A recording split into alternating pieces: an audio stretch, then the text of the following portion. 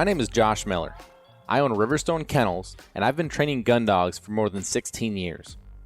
I have field trialed, I've hunt tested, but at the end of the day, I'm a duck hunter. You might find that the duck in our Duck Dogs podcast is spelled uniquely. The UK stands for my British Labs. I love my British Labs. I love what they offer me, both as a part of my family and the high motor in the field. As you're going to find, I have some pretty special dogs.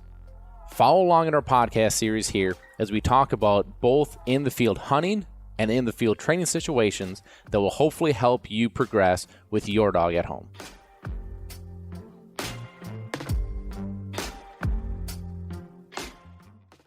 Hello again, everybody. Hope you're having a great week. I want to give a shout out and a thank you to DUK.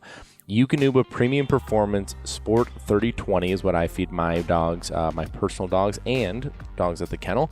And I would highly recommend it for anyone that is looking for a high quality premium food to feed your dog. DUK Premium Performance Sport 3020. Thank you for bringing you this podcast.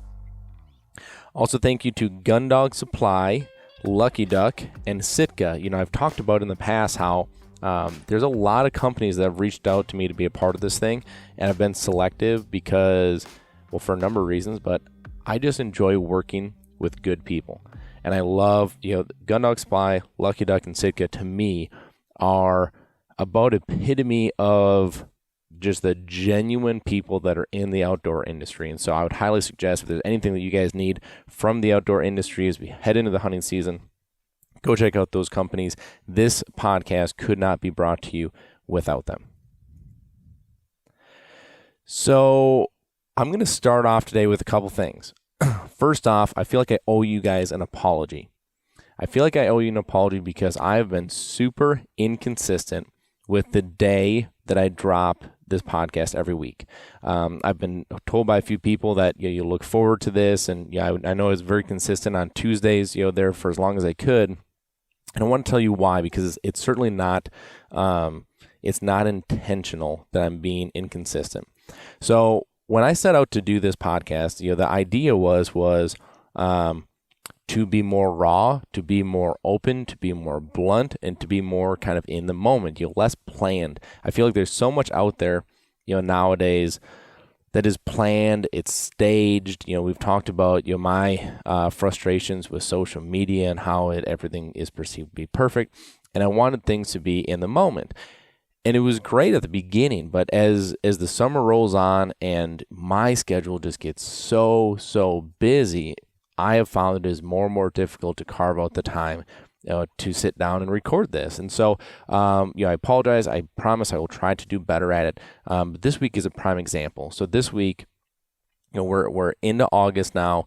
This is kind of the time of year where we get a lot of our specifically out-of-state clients that are traveling long distances to come and get trained in themselves. This is a big part of our program. So we have dogs that have been in all summer that have gone through a lot of training, and now we have to spend the time to train the owners. It's the most crucial part of the whole thing. I use the analogy or the situation. If I give you a Ferrari and toss you the keys and say, "Here you go. This is your car." That's great, but that car is not going to go anywhere if you can't drive a stick shift, right? I mean, it's going to look pretty. It's going to be cool. It's going to do all those things. That's how I'm looking at these dogs. I know what the dogs can do. Okay, I've worked with them all summer. I've got them to where they are today. I know what they're capable of.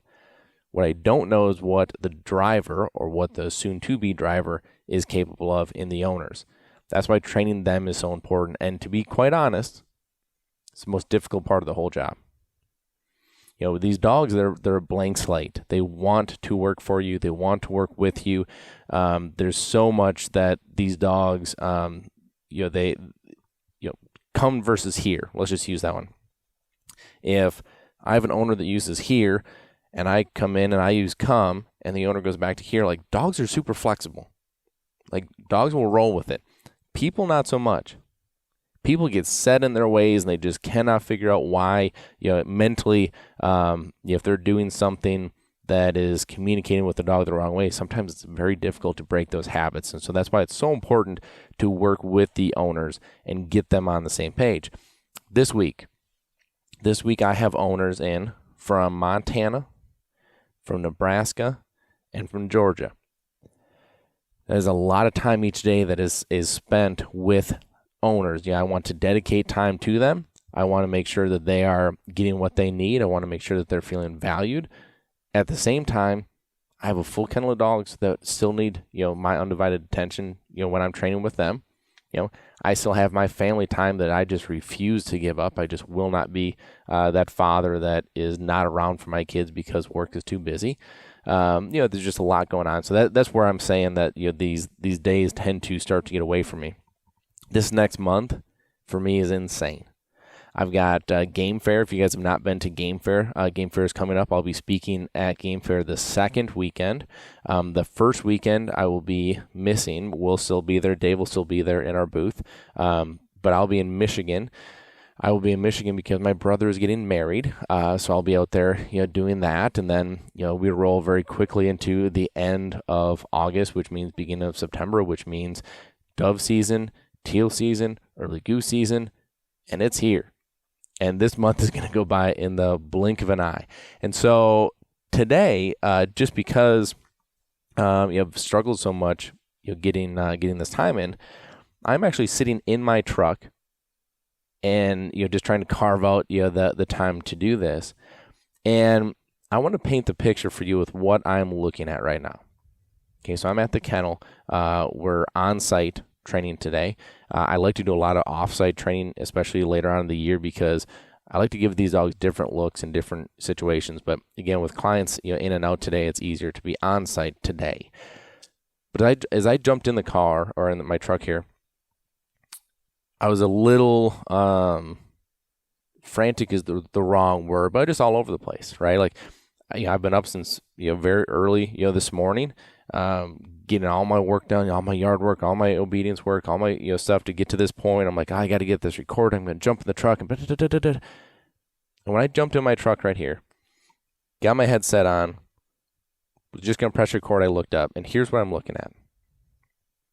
I'm looking at Jacob, who's my training assistant, out in the field doing memory piles with my dogs to get them more reps in.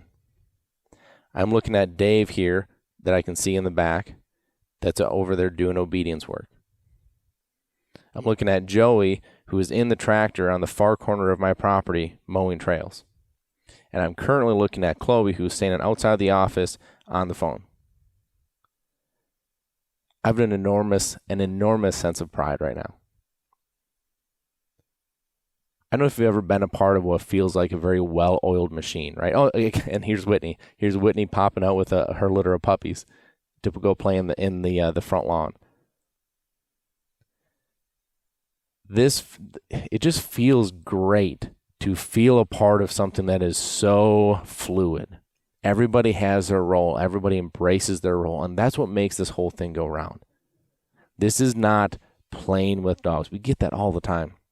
People come out, they tour the kennel and be like, oh, you have the best job in the world. You get to play with dogs all day. And we kind of all look at each other like, yeah, that's what we do. But this is a very, I think the reason I'm taking so much pride in this, I had no intention of talking about this, but again, this is just very off the cuff today. I don't have an agenda that I'm going to sit here and talk about. I do have some things I do want to hit, but didn't plan on talking about this, didn't plan on seeing this, and didn't plan on the moment of reflection that I had before I pressed record. Because what I'm reflecting on right now is to take a step back, take a breath, and appreciate the big picture. It's so easy to get sucked into the little day-to-day. I have these owners coming. I want to make sure these dogs are really tuned up and really looking, sharp and really making sure that they're ready, right? I've been tunnel visioned on these things. This is the first time in probably a couple weeks that I've been able to just step back and it's hit me. It's like, wow, appreciate the big picture. Okay. Super proud moment. Had to share that with you guys.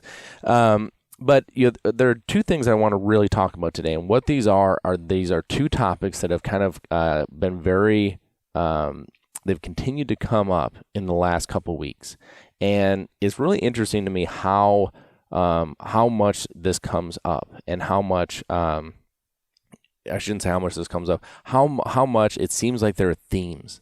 So there's themes that go on that is like, for whatever reason, there's just clusters of questions that are based around the same topic. And I don't know, time of year, whatever it is, I can't really pin it down, but there's two that have really come up pretty consistently. So the first one is retrieving with young puppies. Okay, so what I mean by that is the same exact question has come up, I think, for the fifth time this week today, which today is Thursday. The fifth time. Okay, so this last one was from an Instagram message that I got this morning. I was like, okay, I got to talk about this. So what, at least, sometimes it's hard for me to interpret what exactly you're meaning when you send in messages and stuff like that, because if things aren't worded easily for me to understand, and I always tell people, which it is this God's honest truth, that when you ask me, hey, my dog's doing this, what should I do? That's a very tough thing to answer. What have you done up to this point? What did the dog like? What do you do? Like, there's not black and white answers, right? So sometimes it's very difficult. But what I'm hearing is that there are these panic moments that are coming up when you have young puppies that seem to lose interest in retrieving. Okay, so I'll kind of go over here one of the messages. And so one of these messages, what it came down to was, they said that this puppy is 9 weeks old, going on 10 weeks old. She was retrieving just fine. Now she wants nothing to do with retrieving. Okay, that she trains for at least 10 minutes every day, and can definitely understand why this is a concern. Right? Talk to an individual who has a dog coming in for training. This was a puppy that he had purchased that. It was actually, he purchased this as an import dog from overseas, a puppy, not from us, but he purchased this puppy on his own, brought the dog here, same situation, right?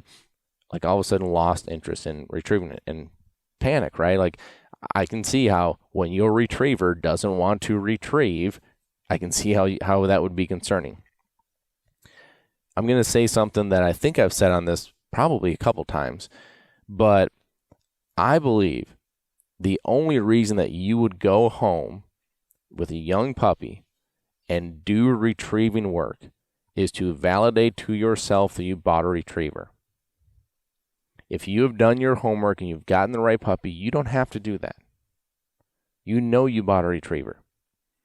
And what is probably happening is you're probably just overdoing it. You're doing too much with that puppy. Okay? 10 minutes of training a day, every day, with a 8-9 week old puppy. Like, I guess I don't get, what are you training for? Right? What is it that you're trying to get? Are you working on formal obedience? Are you working on, in this case, you're retrieving? I just don't know what you're trying to accomplish with a puppy that young. Okay? And that's something that I think is a really good reflection here. You are working with not even a toddler yet, right? To put it in human terms. I have my 10-month-old, son, Colt. I haven't had him, to start his workout program yet to go be an NFL player, right? He's not ready for it, right? I'm going to let him be a baby. I'm going to, take those baby steps. I'm going to, grow with him, right?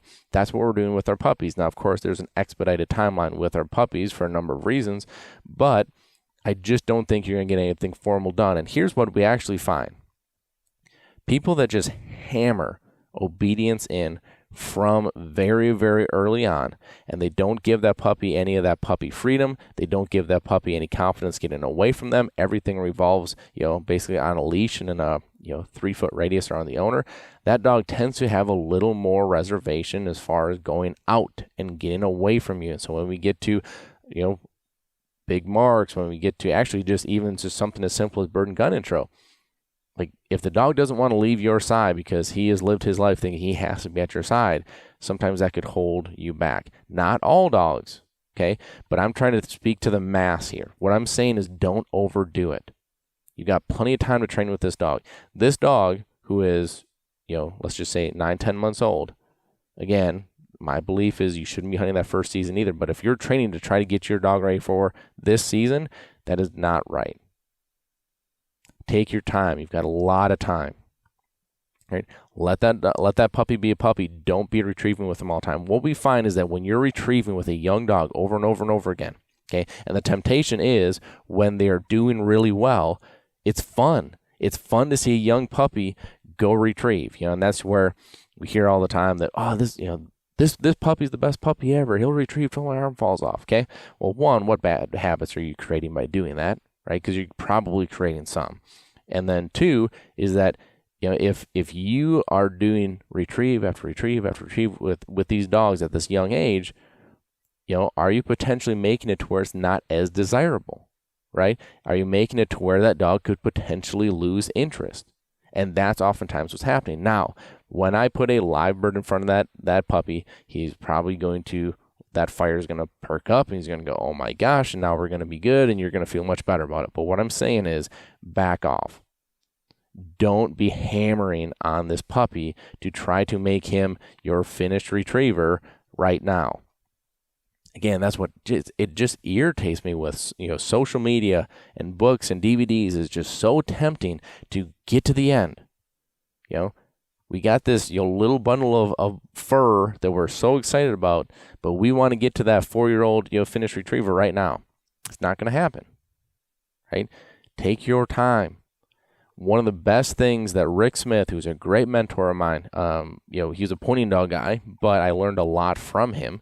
One of the best things he ever told me is he said, Josh, I have never, ever seen a dog ruined by going too slow, but I've seen a lot of them ruined by going too fast. That's impactful, right? Think about that. Go too slow. I preach it all the time. I know, and I know nobody likes it because it is not fun going slow. It's not fun sitting out hunting seasons. You know how many clients I have that they come in, they pick the dog up, and they're excited, and I show them everything that they can do. They're like, "Oh my gosh, you can just see the excitement, right?" And I go, "If it was me, I wouldn't hunt this dog this year." And you just see the look in their face, like, "What?" And again, if I don't feel like the dogs are overly prepared and overly ready, that's just my point of view, right? I don't want there to be bad habits that come up that I need to fix. Think about this. If you have had a dog in the past that you have had at an early age, get out hunting, how many of you believe that there is a bad habit that you fought for the rest of that dog's life because of that first season? If you were to be critical and honest with yourself. For me, Easton. You guys have heard me talk about Easton probably earlier on. Easton was my first dog that, he put me on the map. He was a very special dog, but I also learned and screwed up with him probably more than any other dog that I've ever had. And one thing that hunting with Easton taught me was, I wanted to hunt Easton every second I could. I had him out at, in that first season, and I didn't have him 100% under control when I went in that first season, which meant, he broke on me. Okay. Not that big a deal. I come back and I work on it every single season, those first couple of hunts, every single season for the rest of that dog's life. I had to work with him at the beginning of the season not to break. He'd be great. He proved he was great with everything that he accomplished, all the titles he won. He he proved he was a great dog and he wouldn't do it, except when he came back into the hunting situation. And that is because I started off that first season not being able to be 100% under control. I fought that the rest of his life. Go too slow, not too fast. That was one. Two is I've had a lot of people ask me about hunt test training versus hunting training. Okay. And how you train differently and why you would train differently and all that stuff. So let me back up and say the idea behind hunt tests is to simulate hunting, right? So I don't think you're really training for much differences as far as you're still training to be under control. You're still training the obedience. You're still training the steadiness, the honoring, the marking, the blinds, the control. I think you're training for the same thing. Now, how you train might be a little differently, right? Because let's take a walk-up, for example. So a walk-up in a hunt test would be your dog is walking at your side, you are walking, and somewhere in front of you, a bird will shoot out. You pull up, shoot that bird. That dog has to stay under control at your side. That bird lands. You can then send your dog for that retrieve. Now, overseas, my friends overseas are listening. You might go, well, yeah, we do that all the time. For sure. We don't here in the States. There's really not many situations. Like you might have a unique one, right? And if you're sitting there going, yeah, I do, that's awesome. But if we look at the mass, like that's not a normal thing. Waterfowl hunting, that's not a normal thing for most upland hunters. Most upland hunters have their dogs working in front of them. So that would be more specific to your hunt test training. Like it's a different thing. Now, I would say that if you train for that, you would see more control in a hunting situation. I don't think it's a bad thing to train for, but it's probably not a specific scenario that you're going to train for hunting training. I would say likewise, if you're training for hunting rather than hunt test, you might be working out of a specific blind, right? One that you're going to be using in a hunting situation. You may you may be in and out of a boat, which you really don't see too often, if at all, in hunt tests. There's specific things that you might be tailoring towards your training, and we're definitely going into preseason training, which I'm going to be talking about here. I would assume probably in the next few episodes. But this is where for the hunt test versus hunting, there's not a ton of difference, I don't believe, except for maybe the specifics that you're training for. Now, what I love about hunt tests and training for hunt tests is I love that it gives people a standard of what they have to work on, and they can go be intentful with their training. You've heard me talk about this a lot. If you go to hunt tests and you see that my dog struggles on water blinds, he's not as sharp, he doesn't cast as well, he's not as under control, and you see that that's where you fail your test, you are going to go back and you're going to go at home and you're going to work on that to get better at your weak point. It's hard to do that with hunting training, right? And that's why, if you remember at the very beginning of this year, I talked about detailed notes on what it was that your dog was doing, right? What it was that they needed to improve on, what it was that they did not do right, what could they sharpen up on, because that's what's going to lead you to what you've done all summer, what you're going to be doing here the next month. Focusing on those things, making those things better so you can go take a step forward this season in the field. It's harder to do, and the only reason that I say that I like the hunt test, because it really pushes you to do that, is that I do really feel like too often people are not being very intentful with their training. So they come out, they throw the same mark, they run the same blind, they run the same thing, and they're never pushing themselves. They're trying to elevate. Not all of you, right? Some of you guys do a great job, and some of you guys continue to try to push forward. And I would say you're probably more controlled and have more preparation than if you were running hunt tests. I think that is awesome. But I would challenge you to look at yourself and say, am I doing that? Am I pushing my dog? Am I looking at the weak points? Because if you don't have something you are truly striving for, it's easy to avoid the challenges. It's easy to avoid and go, God, I don't think my dog is going to run that straight line because he's going to want to run that bank. So I'm just not going to put him there. I'm going to put him, over here where I know he's not going to, right? Challenge him. Make him better. That's what training is for. That's what training is all about, right? Challenge them and make them better. So to go back to the question, I really don't think there's a big difference between hunt test training versus hunting training. But I do think we're getting into the pre-season, the hunting prep, time of year. And I can't wait to talk about that because that is something that I get really excited about. One, because it means season is almost here. But two, this is where we really start catering to specific situations. We really want to make sure that our dogs are being successful. If you are in the point that you've not put in that work up to this point in the season, whether it's life got in the way, kids' schedules got in the way, whatever it is, right? Try to do your best. This is beginning of August.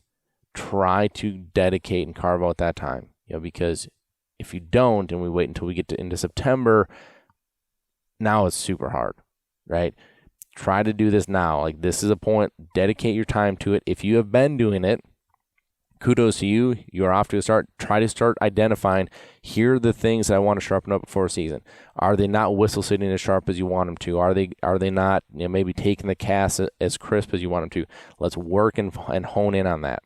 Because we get into preseason training, then into the field, the sharper we are now, the less it's going to unravel, in that field when you start to add in all those uncontrolled variables that inevitably get entered into our hunts. So, hope you guys had a great week. I appreciate you guys being flexible with me again.